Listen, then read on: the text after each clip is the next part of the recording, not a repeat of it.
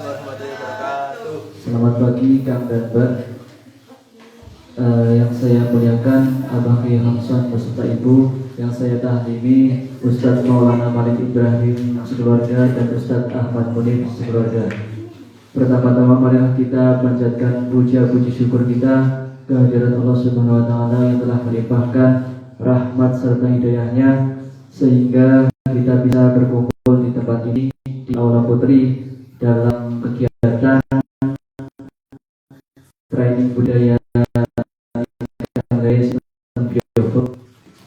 kedua kalinya. Sholawat salam semoga terlimpahkan pada junjungan kita Nabi Muhammad SAW yang selalu kita nantikan syafaatnya. Baik, pada hari ini insya Allah akan dilaksanakan training budidaya ikan lele sistem bioflok. Adapun susunan acara pada kegiatan hari ini yaitu nanti ada pembukaan, kemudian acara inti dan penutup. Baik, tidak lama-lama marilah kita buka acara pada pagi hari ini dengan membaca basmalah secara bersama-sama. Bismillahirrahmanirrahim.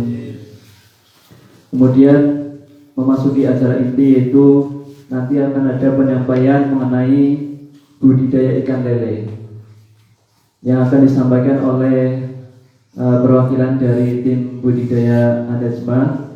Kemarin sudah mendapat pelatihan di Balai Diklat UMKM Provinsi Jawa Tengah. Sebenarnya ini untuk acara ini lebih tepatnya kita sharing-sharing aja karena ilmu yang kita dapat di sana juga masih terbatas gitu. Mungkin untuk acara inti langsung saja saya serahkan kepada Kang Dava untuk menyampaikan apa itu nanti sistem budidaya ikan lele bioflok, terus bagaimana budidayanya. Monggo nanti dijelaskan gitu ya. Kepada Kang Dava saya persilakan. Ya, sebelumnya Assalamualaikum warahmatullahi wabarakatuh. Waalaikumsalam warahmatullahi wabarakatuh. Sebelumnya terima kasih sama Mas Amin yang sudah memberikan waktunya. Jadi kita langsung aja ya. Kita bahas apa itu sistem budidaya ikan lele bioflok.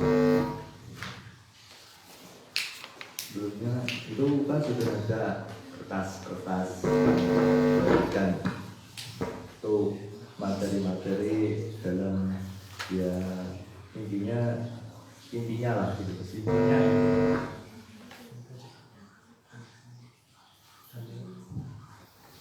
Langsung aja di situ kan ada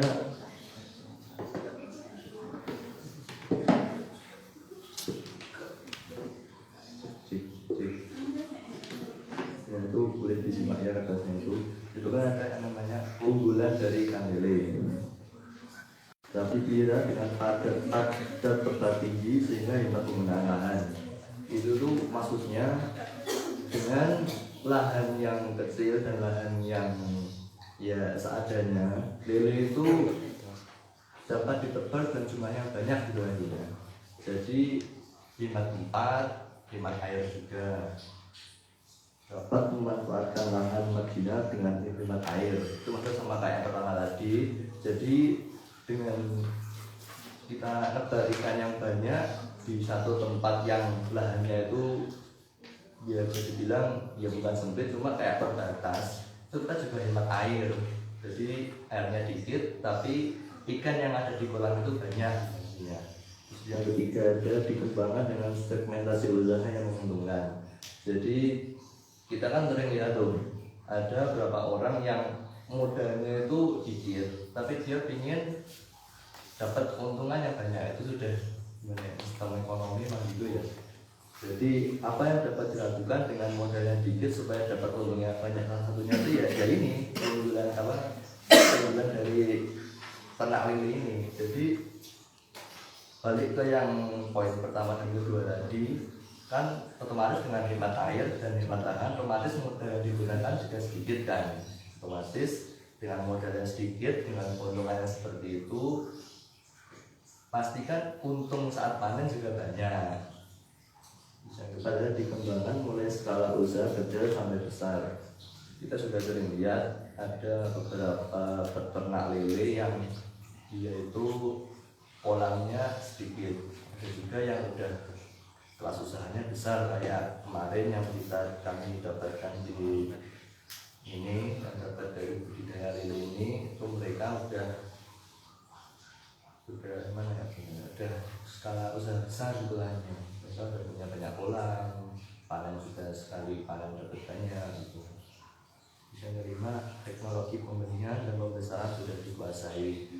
Ya ternak lele ini kan sudah lama ya, otomatis segala macam teknologi, terus sistem pembesaran, bagaimana mereka membesarkan, bagaimana manen, bagaimana mereka ngurusin lelenya itu sudah ada dan sudah ibaratnya sudah gimana ya, sudah dikuasai lah, sudah banyak yang paham ya, gitu. Jadi kita nggak perlu pusing-pusing ini nanti gimana ya, ini nanti gimana ya gitu. Jadi ya, mudah ini ya, karena segala macam hal yang perlu dikuasai itu sudah banyak yang tahu gitu. Terus yang keenam, potensi pasar dalam dan luar negeri tinggi. Ya potensi pasar yang namanya ternak lele itu ya pastikan di dalam dan luar negeri itu mesti laris. Kita lihat banyak kan ya pinggir jalan ada namanya pecel lele Lamongan, terus ada juga yang nasi padang itu juga ada yang kayak lele pakai bumbu gitu. Jadi ngincer apa ya, apa namanya ya, semacam ya ini ya target. Nah target pasarnya itu jelas itu lainnya jelas, dan di sini itu banyak yang butuh yang namanya lele ini. Jadi ya ternak lele itu keuntungannya banyak lah, terusnya terakhir daging dapat diolah untuk meningkatkan nilai jual. Jadi yang namanya lele kan kita kan nggak cuma panen jual dapat uang, kita sudah bisa bikin yang namanya kayak macam-macam kayak abon atau yang lainnya pun banyak sekarang. Yang namanya lele ini kan sudah jadi macam-macam dan dia bisa dapat keuntungan yang lebih tinggi lagi dengan diolah itu. Terus sekarang ada hitungan lele, sekarang ada yang namanya permasalahan. Yang pertama itu ada hidup dan benih bermutu terbatas. Hidup dan benih ini maksudnya jadi benih sama indukannya itu kualitasnya tuh biasa aja. Nah kalau ikan lele ini kualitasnya biasa aja, otomatis nanti begitu dipanen kualitasnya juga biasa aja. Dengan kualitas yang biasa aja kan otomatis harga jualnya turun. Ini juga salah satu permasalahan di ternak lele, karena yang namanya induk dan benih bermutu berkualitas ini tuh nyarinya susah. Yang kedua, harga pakan cenderung naik karena ini sedang pandemi, segalanya itu naik, jadi otomatis pakan lele pun juga ikut naik. Jadi ini juga suatu permasalahan di ternak lele, karena otomatis kalau pakan naik, ya kita otomatis pengeluaran juga naik. Karena harga pakannya naik, ya modalnya kita keluar lebih banyak lagi. Dan ini itu nggak baik buat yang modalnya itu apa ya, tipis-tipis, yang modalnya cuma sedikit. Ini tuh nggak baik banget sebenarnya. Terus yang ketiga, bentuk olahan terbatas. Ya mungkin untuk saat ini ya bentuk olahan dari lele ini cuma mungkin kayak semacam ya itulah abon, mungkin terus ada juga yang mereka jual model itu dibikin makanan biasa gitu, mana belum kayak ya cuma terbatas di itu aja, paling juga di sektor makanan udah itu aja. Terus yang keempat, serangan penyakit pada kondisi tertentu. Ya namanya ikan lele ternak dengan modal yang sedikit, otomatis kan juga yang namanya makhluk hidup pasti kan juga ada yang namanya penyakit. Dia juga kena penyakit lainnya. Terus yang kelima, jaringan usaha budidaya yang terbatas. Jaringan usaha budidaya yang terbatas itu gimana ya? Nah, channelnya itu sedikit ya terlepas dari keunggulan permasalahan, kita mulai ke yang namanya persiapan kolam. Di sini itu biasanya rata-rata ternak lele itu ada pakai 3 kolam. Yang pertama ada kolam tanah. Kolam tanah itu jadi kita gali tanah, terus diisi air, udah gitu aja. Yang pastikan namanya kolam tanah kan ada kelebihan dan kekurangannya. Kelebihannya itu bibitnya lele yang dimasukkan ke kolam tanah itu lebih mudah besar, lebih cepat panen lah, seperti itu. Tapi ada juga kekurangannya, karena kolam tanah ini ya kolam tanah, di tanah itu mensortir ikannya susah. Jadi nanti kan itu ada ikan yang besarnya itu atau kecilnya itu beda. Jadi ada yang besarnya lebih dari rata-rata, ada yang kecilnya lebih dari rata-rata. Karena kita pakai kolam tanah, otomatis kita nggak bisa nyortir, kita nggak bisa memindahkan ikan yang besar ini dengan ikan yang besar, ikan yang kecil dengan ikan yang kecil. Kenapa harus disortir? Karena ikan lele yang lebih besar, ukurannya lebih besar dari rata-rata ikan itu apa ibaratnya kayak ngebully ikan yang kecil-kecil. Yang kecil-kecil ini nggak dapat makan, mereka juga bisa jadi dimakan juga sama yang besar, ibaratnya kanibal gitu. Jadi ini merugikan ya kolam tanah ya, ada omongan lebihnya juga sih. Terus yang kedua ada kolam beton. Kolam beton itu kelebihannya dia permanen, operasionalnya jangka panjang. Jadi nggak bisa dibongkar juga nggak bisa diapa-apa, ini udah gitu aja. Sama kayak kolam tanah itu, kolam tanah, jadi kita nggak di kolam tanah, besoknya di beton, udah gitu aja. Kekurangannya untuk kolam beton itu dia biaya operasionalnya lebih tinggi. Terus yang ketiga ada kolam terpal. Kolam terpal itu yang kayak kita itu kelebihannya lebih efisien, terus pengelolaannya juga lebih mudah. Tinggal pasang string, kasih terpal, pasang saringan, dan gitu aja. Kekurangannya itu dia harus selalu diisi air.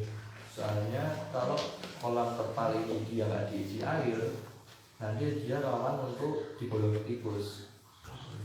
Karena yang namanya terpal kan mudah banget buat digolongi sama tikus. Jadi harus selalu diisi air, harus selalu gimana ya? Harus selalu ternak lah, ya, seperti itu, nggak boleh kosong. Terus kita udah yang persiapan kolam. Terus yang kedua ada pengisian air. Jadi buat pengisian air ini kita tergantung ke airnya itu kita pakai air apa dulu. Kalau misalnya kita pakai air PDAM misalnya ya, air PDAM itu kan banyak kaporitnya. Itu kita harus buang kaporitnya dulu. Gimana caranya?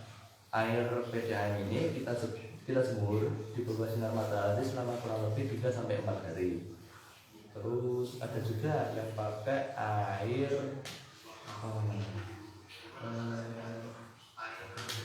sungai, air irigasi gitu.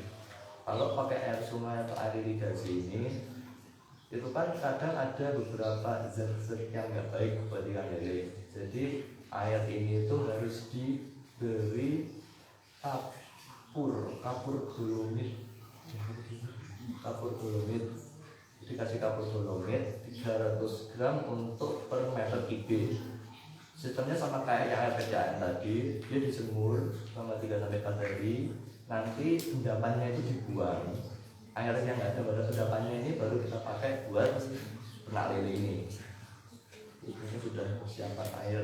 Kita kan udah nyiapin air yang buat ini ternaknya. Itu dipindahkan tuh, airnya dipindah ke kolam. Nanti setelah dipindah ke kolam, itu kita ada yang namanya treatment air kolam. Jadi treatment ini tujuannya membuat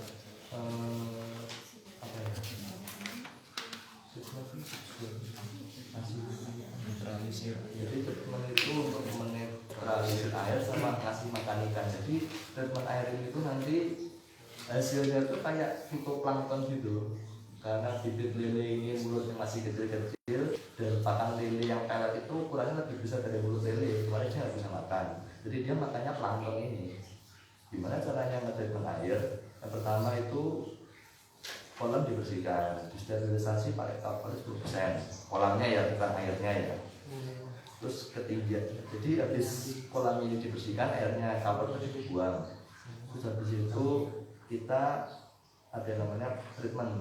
Nah, treatmentnya itu dia pakai bahan kapur dolomit 200 gram per meter kubik, terus pakai garam krosok 300 gram per meter kubik. Setelah itu kita pakai probiotik yang kita pakai itu namanya EM4. Dia pakainya 5 cc per meter kubik, jadi dikit aja. Terus ada yang namanya molase itu setes terbulan. Kita pakai 100 cc per meter kubik, atau kalau nggak punya molase ini kita bisa pakai gula pasir 75 gram per meter kubik. Setelah itu diberi air. Setelah itu airnya itu didiamkan selama 7 hari. Kalau misalnya kita kelupaan untuk nge-treatment air ini, jadi kita masukin air ke kolam, tapi kolamnya ini belum treatment, kita bisa treatment di pakannya. Gimana caranya? Molase dan tetes tebu, molase sama probiotik E4 ini totalnya itu 2 liter air, diberi molase 3 tutup botol sama probiotik sekitar 2 tutup botol. Itu dicampur, didiamkan selama 3 hari.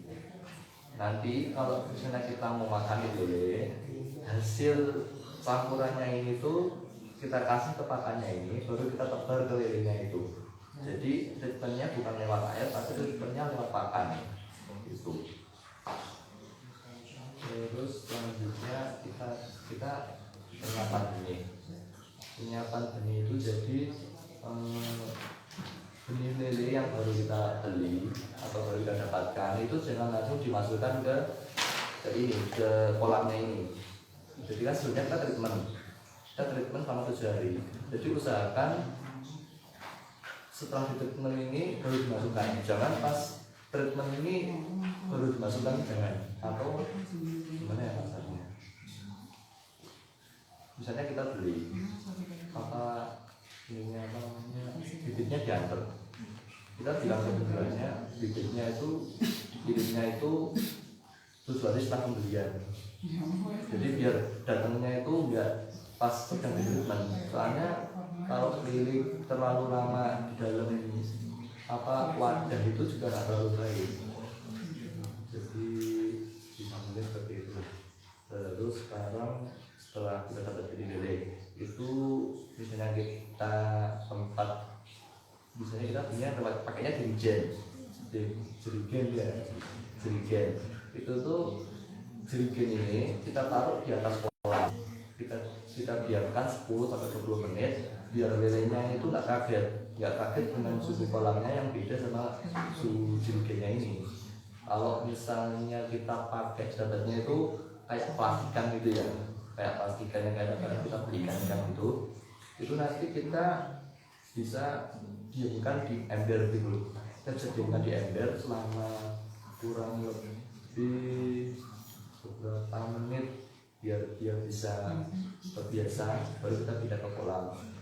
Karena kalau lele yang nanti dia stres lah, dia stres. Waktu ideal untuk ngebar benih ini kalau bisa itu pagi, kalau enggak sore menjelang maghrib itulah, tapi jangan malam. Jadi sore pas mau makan maghrib itu, kalau enggak pagi sekitar jam 7 sampai jam 8 lah, seperti itu. Tujuannya apa? Biar nanti itu lele yang menggantung yang upacara, yang lelenya itu kayak tegak gitu ya, itu kelihatan semua gitu. Terus apa lagi ya? Kita pembesaran itu jadi ya kita memelihara ikannya itu. Benih yang barusan masuk ke kolam itu nggak usah dikasih makan selama 1-2 hari. Kenapa? Soalnya setelah kita treatment itu tuh udah ada makanan alaminya si lele ini, si plankton ini. Jadi kalau kita kasih pelet tuh nanti malah peletnya mengendap, nanti malah bikin kolamnya bau, airnya sudah berubah. Itu juga nggak baik buat lele, soalnya nanti mempengaruhi pH air sama kadar oksigen. Nanti lelenya itu bisa kayak menggantung gitu. Itu kan lele menggantung karena lele itu terjadi ketidakstabilan air di dalam kolam. Terus pemberian pakan, kalau pemberian pakan ini bisa sebanyak 2 sampai 4 kali dalam sehari. Boleh pagi atau malam, pagi siang sore malam, atau pagi siang sore juga nggak apa-apa. Yang penting itu jumlah pakannya lah itu seimbang. Terus lanjut ke program pakan lele. Sebelumnya yang pakan lele ini kalau kita cuma kasih pakan pelet itu dia kadang-kadang karena harga pakan lele mahal, otomatis kita cari beberapa alternatif biar pakan lele ini bisa agak murah. Salah satunya dengan apa? Dengan kasih makan maggot. Maggot itu jadi larva lalat itu, larva TSX, dia itu kayak protein. Dia bisa mengurangi pengeluaran untuk pakan lele ini. Jadi pakan lele harusnya kita keluarin segini, kita bisa agak tekan, jadi dia bisa lebih murah. Kalau maggot ini dia tuh kayak proteinnya yang didapatkan di pakan lele pelet ini dia bisa dapetin di maggot ini. Tapi bukan berarti kita cuma ngasih makan maggot ya, tapi kita ngasih makan maggot berbarengan dengan pakan lele ini. Jadi dia proteinnya dapat, karbohidratnya dapat, jadi seimbang lah begitu. Terus untuk pakan lele ya, setelah 1-2 jam kan otomatis dia perlu makan lagi, karena mulutnya si benih lele ini dia kecil-kecil, otomatis kita harus cari cara supaya pakan itu dia bisa dimakan sama lelenya ini. Gimana caranya? Kita bisa rendam di air, di pakannya direndam biar dia lebih halus. Bisa juga dihancurkan, dihaluskan, dan punya kayak serbuk gitu. Jadi dia lebih mudah buat lelenya makan. Soalnya karena lele bibit ini kan ukuran tubuhnya kecil, otomatis dia perlu pakannya itu nggak terlalu banyak.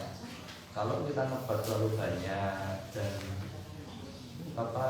ini tuh nggak kemakan, itu nanti mengendap di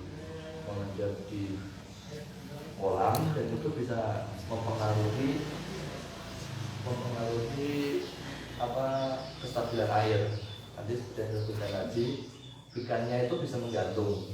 Jadi ikannya itu nggak baik lah, seperti itu. Terus selanjutnya itu ada program pakan lele.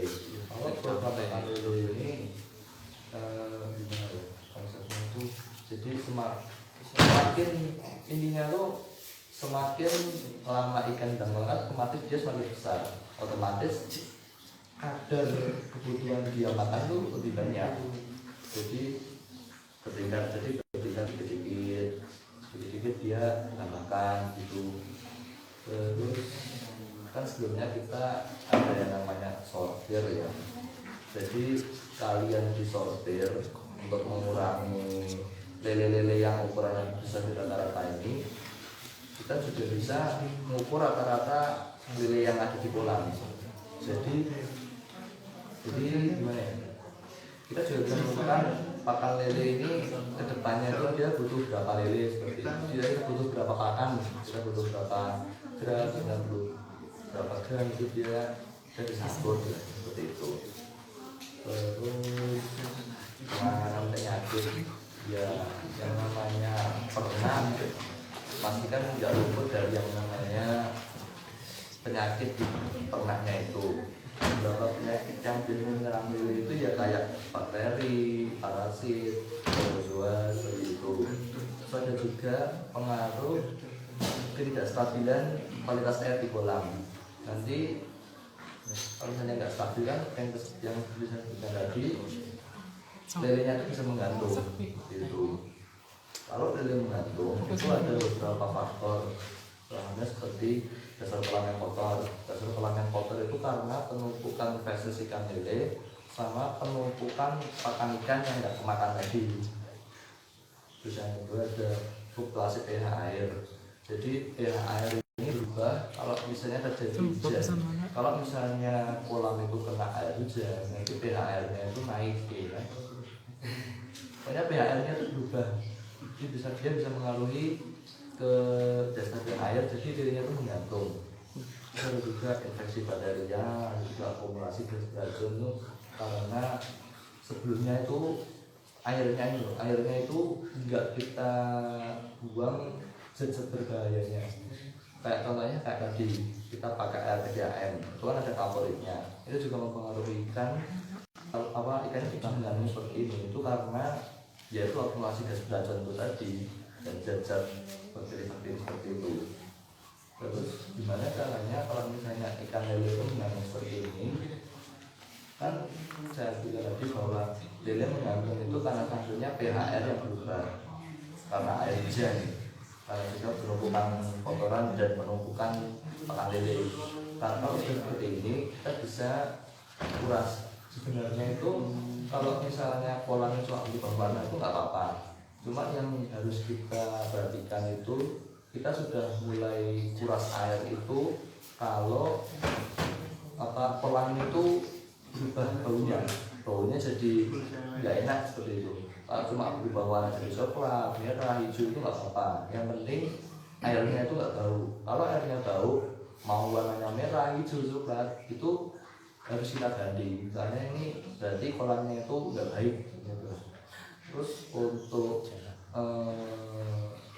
pengurasan kolam ini, sebelum kolamnya dikuras, misalnya hari ini kolamnya bau, besok aku mau kuras. Nah, kolam lilinnya ini itu jangan dikasih makan selama 1 hari. Jadi misalnya pagi ini sebelum saya kasih makan, saya mau kasih makan, wah kok bau.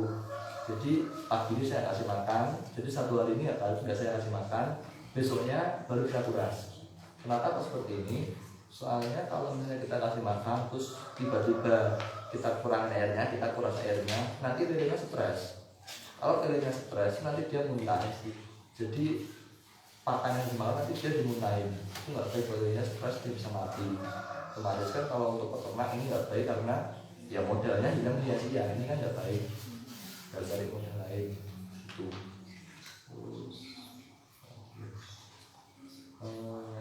Itu untuk pemanenan. Kalau untuk panen itu biasanya lele itu sekitar 2-3 bulan lah, seperti itu. Ya konsepnya sama sebelum dipanen. Kalau dipanen otomatis kita ngurangin airnya ini. Jadi ya sebelum dipanen tuh kalau bisa ikannya dikuasain dulu 1 hari biar dia nggak stres, dia nggak kaget. Begitu. Terus untuk pengurasan kolam ini nggak usah sampai airnya habis, cukup 10-20 cm itulah di atas permukaan itu. Jadi nggak usah sampai habis, nggak usah sampai asap lah, disisain 10-20 cm gitu.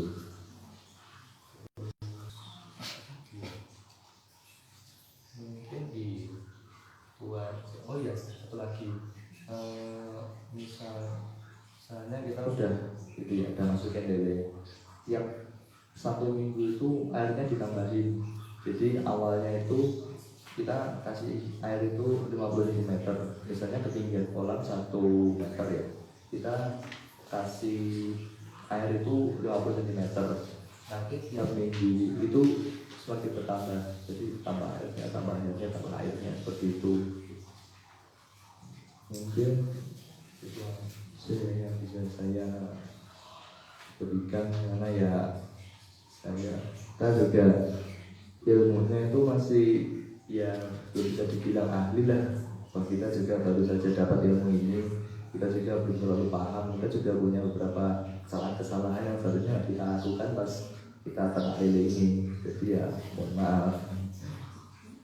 Mungkin itu dulu yang saya sampaikan.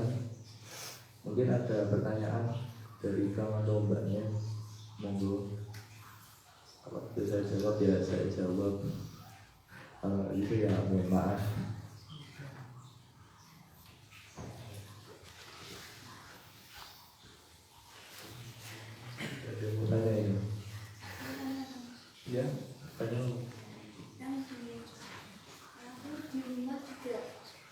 katanya orang tua aku itu budidaya ikan lele, tapi bukan ya tidak usah sih, cuman ya buat seneng-seneng aja gitu. Nah biasanya itu apa ya, pas panen itu ada beberapa lele yang ukurannya itu kecil-kecil gitu, nggak kayak yang lainnya. Lebih dari rata-rata gitu. Iya, itu kira-kira disebabkan apa ya, misalnya distribusinya kurang apa, atau dari kolamnya yang kurang apa sih, kurang tepat lah.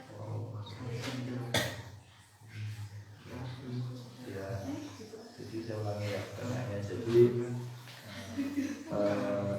kenapa kok pas panen itu ada beberapa ikan lele yang ukurannya itu lebih kecil dari rata-rata ikan lele itu? Kadang misalnya satu angkatan gitu. Sekali panen Udah kan? gennya itu. Sekali panen. Angkatan.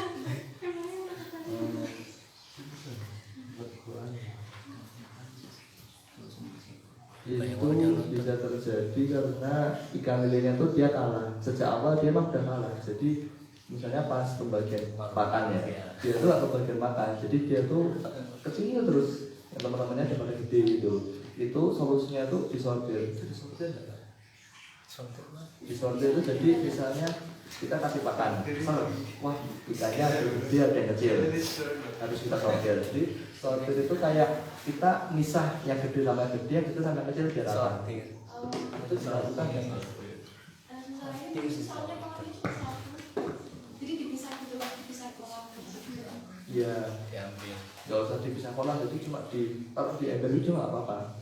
Yang lebih sedikit taruh di ember itu nggak apa-apa sebenarnya. Misalnya yang kecil, yang lebih gede itu dia jumlahnya lebih sedikit dari yang lebih kecil ini. Taruh di kolam dia lebih, taruh di ember juga nggak apa-apa sebenarnya. Yang penting itu disortir biar dia nggak salah. Itu disortir ya? Kayaknya sih enggak. Enggak, jadi dia cuma kasih lele makan dari aja. Oh iya, itu kan nggak disortir. Jadi dia kalah makan terus dia dibuli kan seperti itu. Kadang yang kecil ini juga dia bisa dimakan kan, dia bisa kanibal kalau dibuli itu. Ya kalau di sini disortir aja. Jadi itu pakainya kolam apa? Awalnya itu kan di kolam ikan. Kolam apa tanah? Kolam itu kayak keramik gitu. Iya, sebenarnya nggak kolam beton gitu ya. Bukan Ya, sih bohong. keramik kayak. Ya, pokoknya kolam lah. Ini nggak pernah bilang tanah bukan terpal kan? Iya bukan. Nah, berarti ya ibaratnya maksudnya ke depan gitu lah, yang kayak pakai bangunan gitu lah. Ya itu dikurangin airnya aja, 10 sampai 20 cm. Tapi kan kelihatan tuh ikannya gede-gede sama kecil. Yang lebih sedikit itu dipindah aja. Taruh aja di ember, angkat gede gitu. Ember kayak gini, tapi gitu. Nah kayak gini. Terus itu suhu itu pengaruh apa enggak? Kan awalnya itu kan ditaruh di kolam di luar rumah. Itu banyak yang mati. Terus akhirnya dipindah ke apa ya, kolam. Terus di bak mandi yang udah nggak dipakai itu ternyata lebih sedikit yang mati gitu. Maksudnya daripada yang di luar. Itu sebenarnya pengaruh dari suhu atau bukan? Yang di luar kena air hujan ya? Iya kena. Nah itu kena air hujan itu, jadi dia pH-nya berubah dan enggak kan kalau misalnya pH berubah itu dia harus dikurang, dia digantilah airnya seperti itu. Kalau nggak diganti ya nanti sebenarnya berubah gitu, ikannya kayak nggak nyaman lah, lama-lama dia stres dia bisa mati.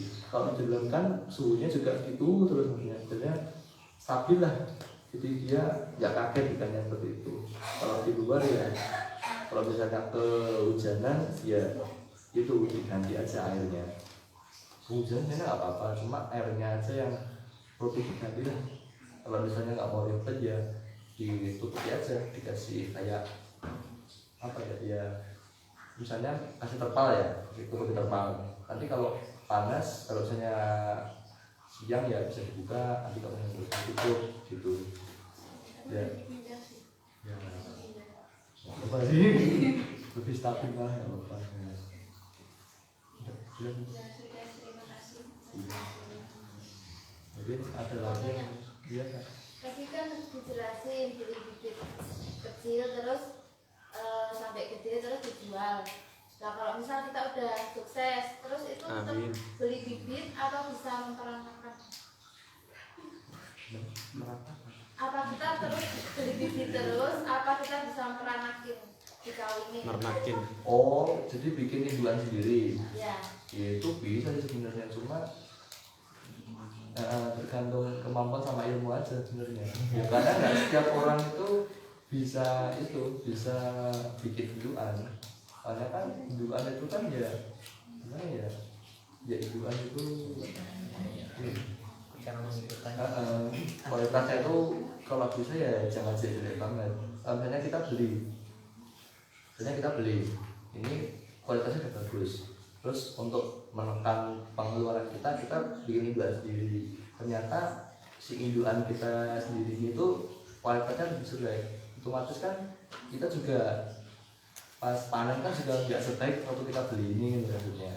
Ya sebenarnya nggak masalah sih bikin induan sendiri, cuma kalau misalnya ilmunya belum mumpuni disaranin jangan, karena dia bisa merubah gimana ya kualitas si lele inilah yang sebelumnya. Misalnya kita kita sudah punya perusahaan skala besar lah ini seperti itu, kita sudah terkenal, kita punya bibit, kita punya hasil panen yang bagus lah, meskipun kita jadi beli. Terus kita untuk mengurangi pengeluaran kita bikin induan sendiri. Ternyata waktu kita panen kualitasnya itu biasa aja, itu bisa merubah citra kita di mata masyarakat hanya seperti itu. Orang-orang yang udah gimana ya, udah percaya sama kita punya kualitas yang baik, sebenarnya kita kehilangan pasar seperti itu. Sebenarnya sih nggak masalah, cuma ilmunya itu loh, di mana ya, yang penting bisa dulu lah gitu. Jadi sebenarnya ya ya kita dapat lah gitu.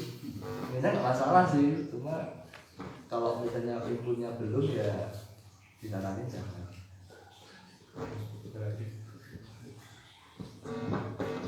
Baik, saya menambahkan untuk yang ditanyakan Mbak Silva. Jadi itu tergantung kemampuan dan ilmu dari orang tersebut, Mbak. Kalau misalnya dia merasa mampu dan punya ilmu untuk membuat indukan, ya monggo dilaksanakan. Soalnya kan untuk agar si indukan ini mau kawin terus bisa bertelur, paling enggak dia udah punya bekal ilmunya. Gitu. Kalau untuk sekedar memelihara, sebenarnya juga banyak permasalahan. Dari tim budidaya Anesma juga masih belum bisa mengatasi beberapa permasalahan, apalagi untuk membuat indukan gitu. Ini bisa dipahami, Mbak Silva?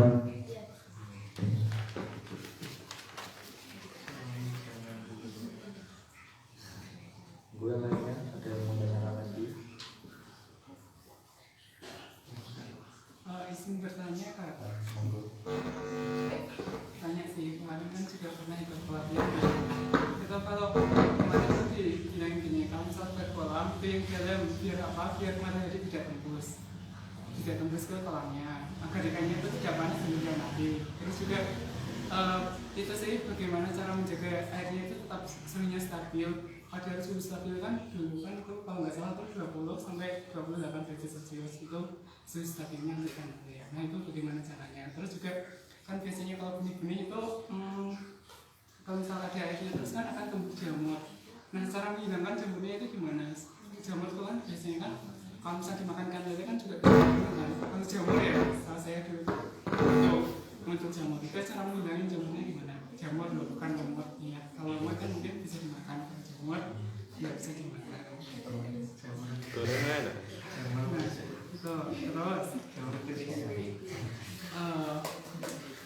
terus oh iya udah itu aja dulu. Yang pertama lagi suhu ya. Kalau untuk suhu itu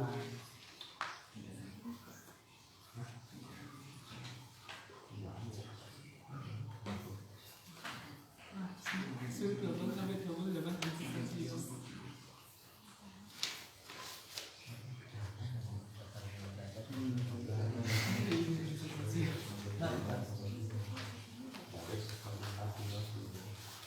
ya untuk menjaga itu gimana ya? Ya itu bisa saja dengan itu bikin kelihatan dalam, otomatis kan semakin dalam kan semakin dingin ya, otomatis kan dia semakin stabil dalam air itu.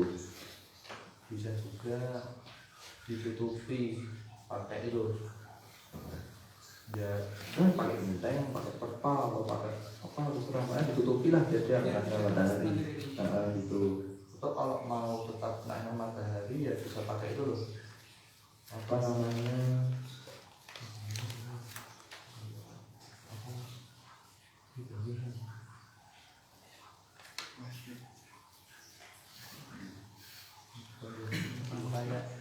kayak itu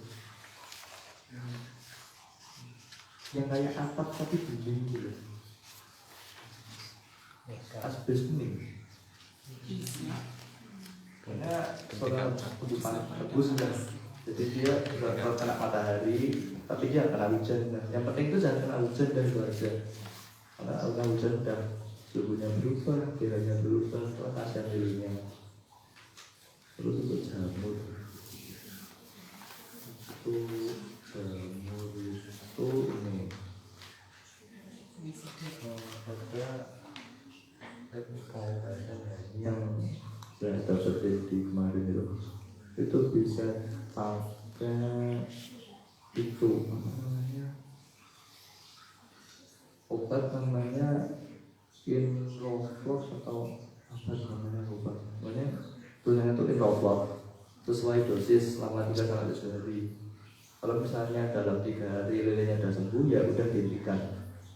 Terus penggunaan obat ini kalau misalnya saya 3 hari sudah sembuh ya udah biarin aja, pokoknya 3-7 hari, pokoknya kalau sembuh udah dia berhenti, tapi maksimal 7 hari. Terus obat ini itu jangan dicampur sama probiotik E4. Jadi kan sebelumnya kita treatment air itu pakai probiotik namanya E4. Nah, ketika kita pakai air ini, pokoknya probiotik ini masih ada di dalam air, itu jangan pakai obat ini. Seperti itu. Jadi otomatis semuanya nggak ada.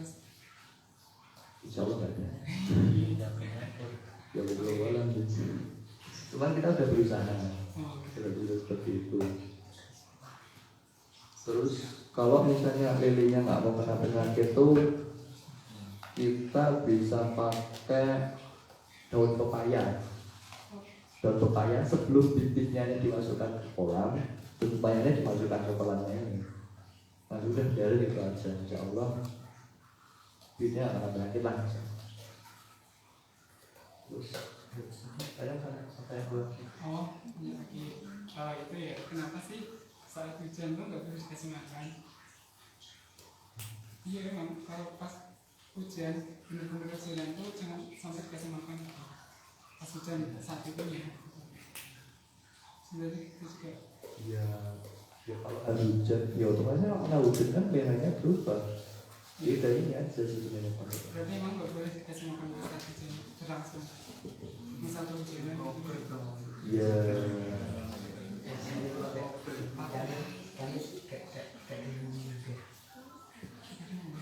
nah kalau memang kena air bisa langsung itu ikannya lebih cenderung tinggi air ikan itu nggak berani sama air bisa karena air itu bisa jadi ya itu artinya hujan itu lelenya sampai atas jadi itu sih.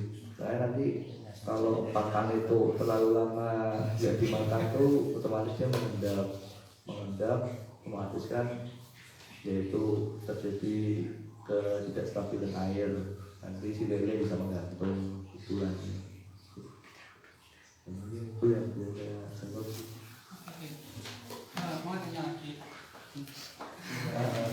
boleh kan? Bisa ya. Saya ingin nanya misalnya dulu pernah kalau biasanya tuh penelitian berkualitas itu tuh kayak panennya tuh 2-3 bulan. Kalau misal lebih dari itu berarti otomatis lelenya nggak berkualitas atau gimana?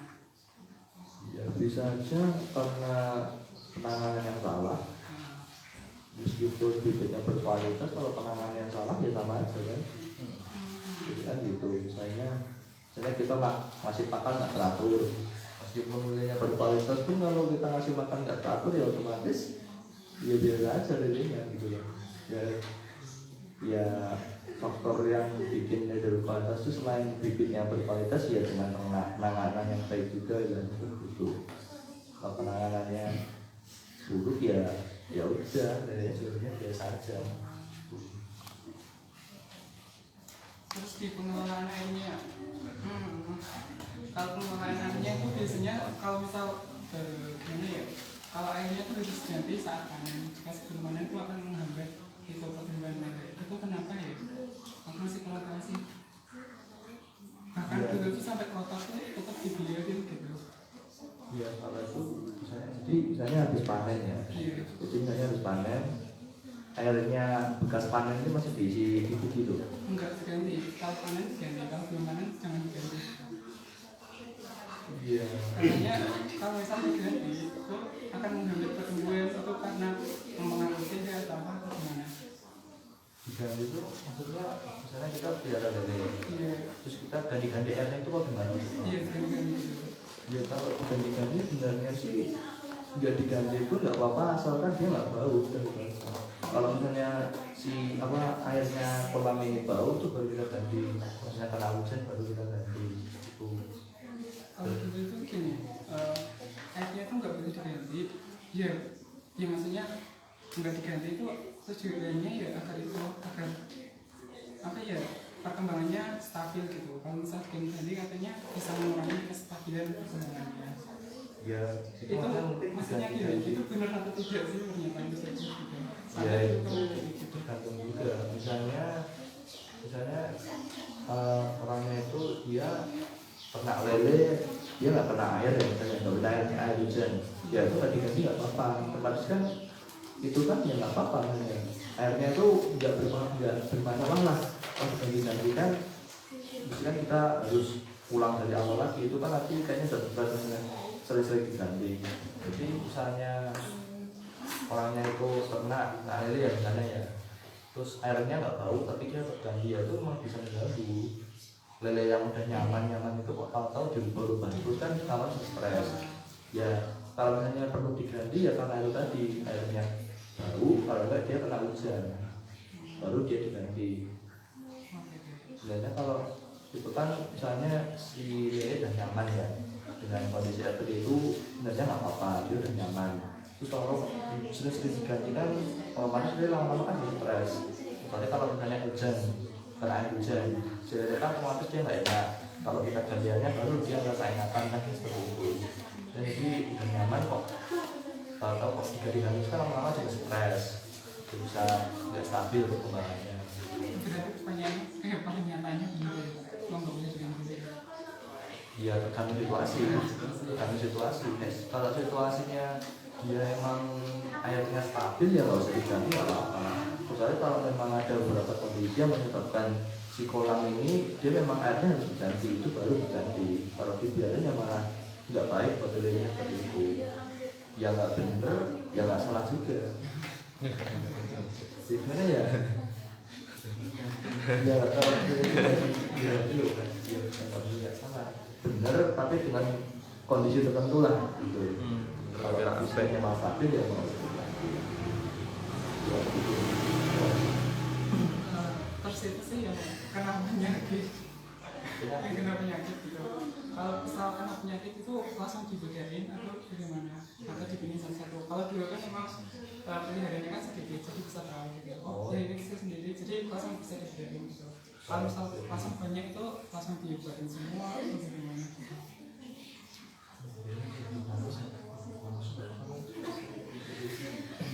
ya dipilih bisa, dibarengi lagi juga bisa. Berarti harus dipisah.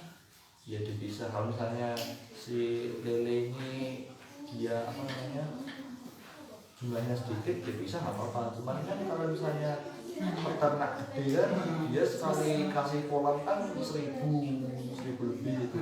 Masa dia mau di satu-satu kan ya dia kalau jadi langsung aja semuanya dikasih. Nggak apa-apa kan, ya kan ada obat yang ini kan sembuh, bisa juga jadi pencegahan juga mulainya.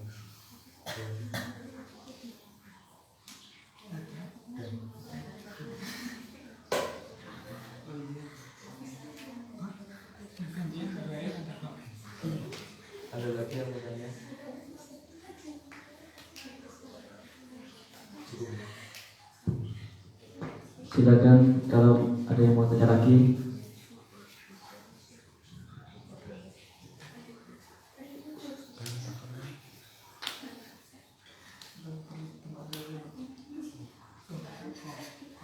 Ya silakan, mumpung pematerinya masih siap.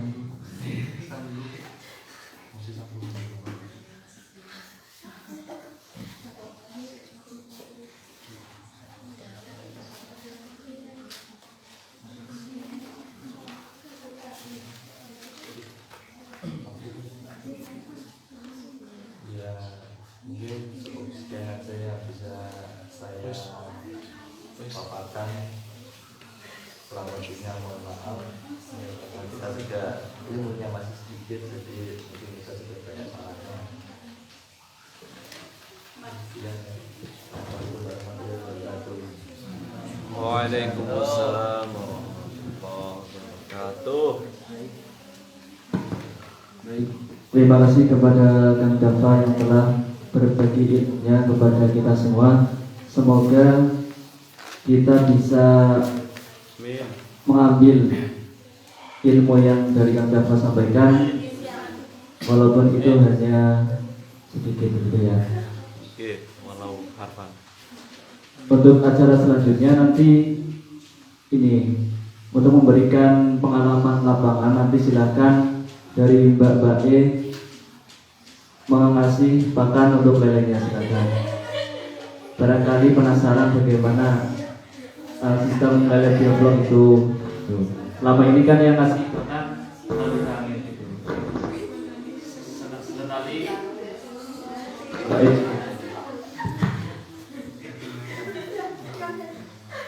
Begitu ya. Sebenarnya rencana dari kami itu hari ini ada penyortiran, tapi karena mempertimbangkan faktor lingkungan juga ada penyortiran. Itu membedakan antara yang besar sama yang kecil. Tapi karena mempertimbangkan ini sepertinya kan buat lalu lintas ini ya, motor-motor juga. Terus ada acara ini juga di sebelah. Jadi kami pertimbangkan untuk ini Islam dulu, nanti yang menyortir hanya kami gitu. Mungkin untuk kegiatan hari ini saya cukupkan. Apabila ada kesalahan mohon untuk dimaafkan. Saya tutup. Wassalamualaikum warahmatullahi wabarakatuh.